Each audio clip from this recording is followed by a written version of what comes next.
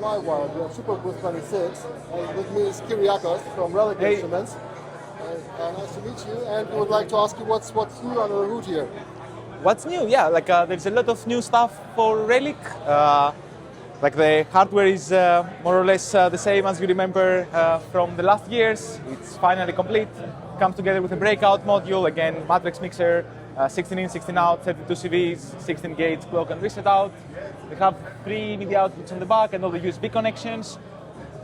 During the last year, we did about 7 updates, 7 major updates, and the 8th one is coming a week or 2 after Superbooth. We are presenting the demo for the first time here. There are several new things that they came in. Now we have different track modes. You can have melody, and you can have like a drum mode, for example. Then this has different key layouts. You can arrange like repeaters and velocity in different configurations.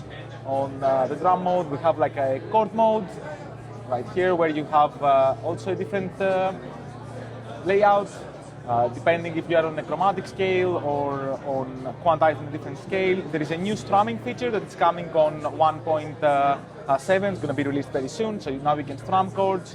You have different chord configurations and modifiers per chord, so you can have different presets. There are the new generators, of course, melody drift, chord drift, and monogroove. The idea behind them is that you can set a track into a melody mode, let's say, and then on this melody mode you can load the melody drift. This will come with some melodic suggestions where you can configure parameters and you can request different interpretations of it or even mutate, so on everybody get a new melodic idea. And then there is a monogroove, which is a similar concept, but instead it will listen into a track that we will put as an input, and it will come up with a bass line that follows that track. And chord drift will do the same thing, but for chords. So then by changing the melody, the whole thing will move. It's like having 3 different musicians listening to each other, interacting to each other. So if I would change the pitch on a different different instrument, it would also go with it? Exactly.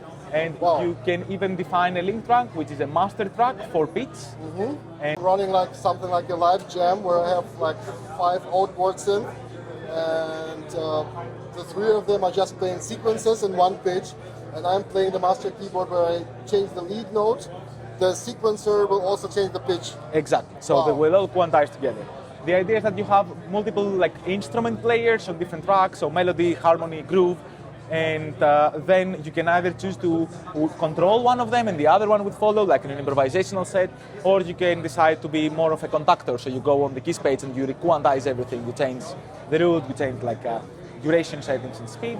There are a few more things that they are coming out in a couple of weeks from now. So one of them is a new accumulator setting. So every track now, every voice can have its own accumulation. You have different min and max settings and different modes. So you have rap, hold, pendulum, and I change them per step. So if I hold it on the note and then exactly, you can even change them per voice. So this voice can have a different accumulation than the other voice on the same chord, and you can do this for pitch. So you will have a dynamic motion on every repeat, and your note will go like higher or lower in pitch. And of course, it will be scale quantized, so you are always in scale when you do that. But you can do the same for velocity and the same for ratchets.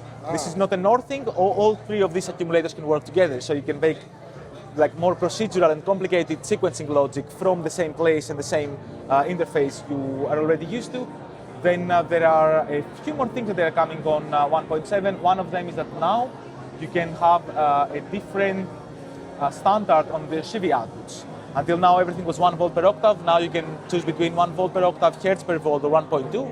So you can connect a buchla on one track, a Korg MS-10 on another, and your Eurorack on another track, and they will all like work together seamlessly. There are more scales that they are coming in. Yes, like LFOs and envelopes. There are several more small improvements there. Clearer UI on some elements. Yeah, that's it in a nutshell. Like goes quite deep. It becomes more and more not just a controller, an instrument controller, but also like a total centerpiece for everything, basically.